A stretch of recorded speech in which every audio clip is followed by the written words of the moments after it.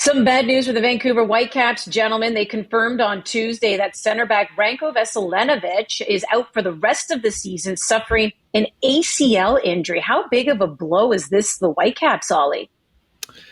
Yeah, it's a really big blow. And again, it's just kind of the fear you have when you have this schedule that the Whitecaps have had through Champions Cup, now through Major League Soccer with international tournaments in the summer as well, that these injuries don't stop, right? Like you're hoping at some point that there's going to be a point where they get healthy and they're able to kind of really focus in on this run in and make a run at MLS Cup here and at silverware.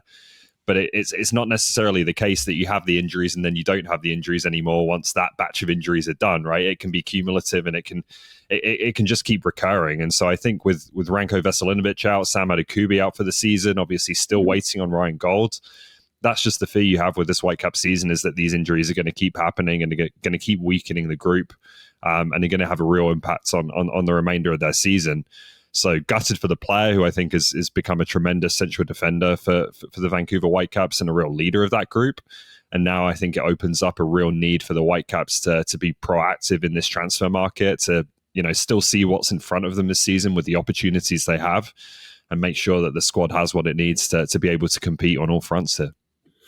When Jesper Sørensen came into this team and he was the head honcho, Hefe, the big boss up top, he said he loves the back line of this team. He loves how they're defending, attacking. He just wants to see them be a bit more progressive. I think we've seen that throughout the season.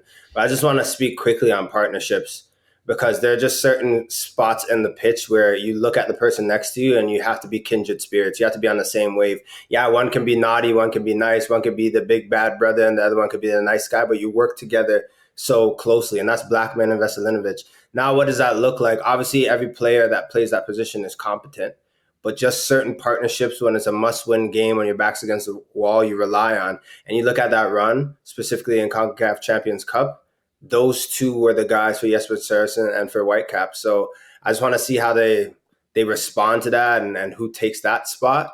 But for me, it's a big loss for the team, because center backs are the pillars, and that's what you rely on to just keep you in games outside of keepers. I'm not going to discredit the keepers, just. That was a great save. Pun totally intended.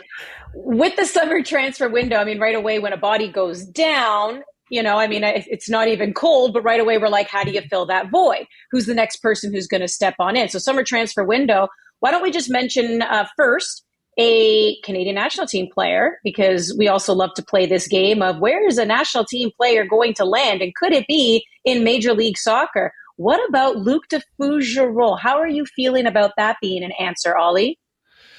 De Fougerolles is obviously a really good young player who I think would be good for the Whitecaps, but everyone keeps bringing this up when Axel Schuster's already said, like, he didn't even realize he'd signed a new contract with Fulham, and that kind of is his level of indication of how interested he was in the player. So I don't know really where that rumor came from or if there's much to it. I'm not sure it makes a great deal of sense just in terms of de Fougerolles then being on the MLS calendar. Like he would be coming in mid-season to a team that's already in season. He's in his preseason. He'd have some time then, obviously, to get up to speed before the end of the year when you're playing in big, trophy deciding matches potentially. And then your season's over November, December, and you kind of reset again. I just don't know if it makes sense for him to switch over to the North American calendar, given he's in Europe right now. So I don't know about that one. I think, look, they do have Utvik, they do have Halbuni, Laborda can play centre back as well. So they've got some depth and some options here.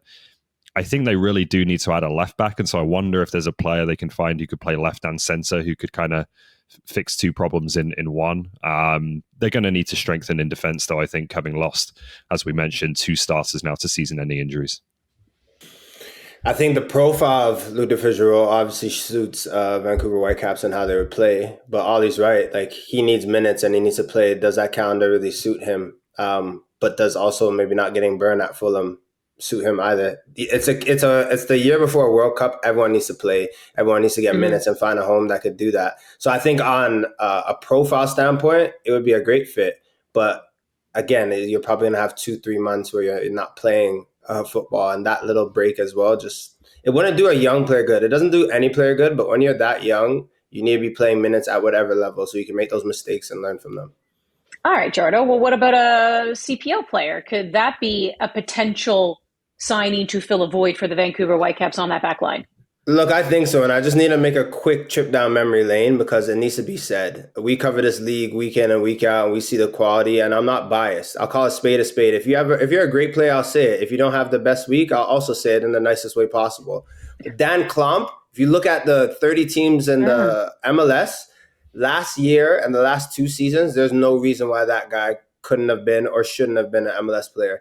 Dan Nimick or Oalabi Belawu right now could be a shoe-in to go and absolutely fill that void. I just talked about a left-footed player. I'll put Oalabi Belawu there. I'd even put Dan Nimick for Forge. For me, they've been the two best center backs. Could absolutely do a shift for also a cheap fix.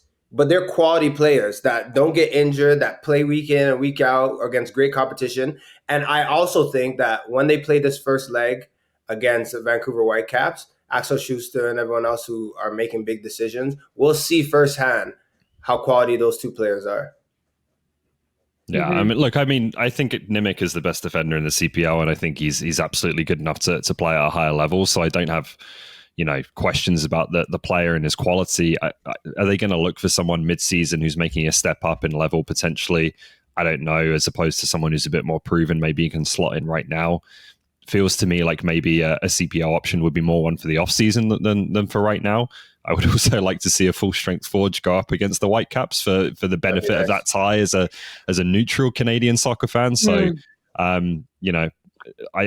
don't have much doubt that Nimick is going to play at a very good level in his career. Is this the right time? I'm not sure, but he does have that previous connection to the Whitecaps, having been drafted by them, if I remember correctly. So there is a bit of a link there. I think the biggest thing I just want to say quickly is just about the gap. Like the gap isn't as large as it once was. No. And I could see top CPL players making a transition to the MLS and doing well.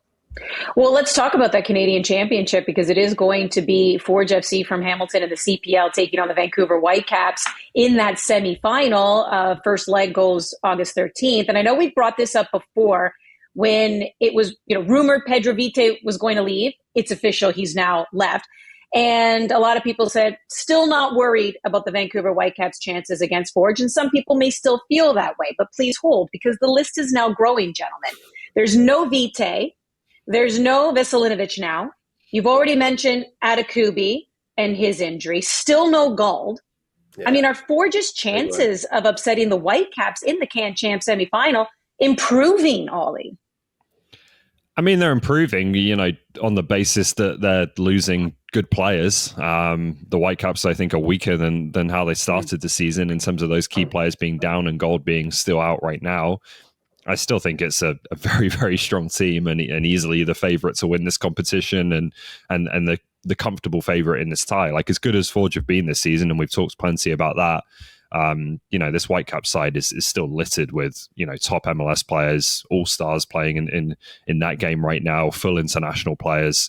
It is going to be a massive ask, I think, over 2 legs for Forge to get through this tie. But does it help a little bit to have some leadership players, some key players out? Of course, maybe it tilts the scales a little bit back in their favor, but I would still have the Whitecaps as heavy favorites. They are favorites. For sure, but obviously Forge, that team in orange is liking their chances right now against Vancouver Whitecaps, specifically over 2 legs. I know most people are saying, okay, well, that favors a team with the bigger budget, with stars that can come back and be healthy. I agree to some point, but it also gives Forge 2 chances at it. I think going into a finals as well, it's sometimes the big dogs just step up on the day, and that might edge Forge.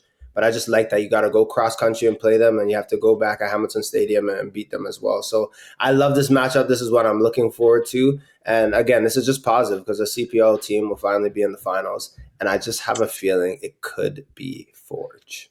No matter what, you are correct. Based on the semifinals, a CPL team will be in the 2025 TELUS Canadian Championship Final, which, by the way, OneSoccer is your home for that tournament, leg 1 semifinal, August 13th.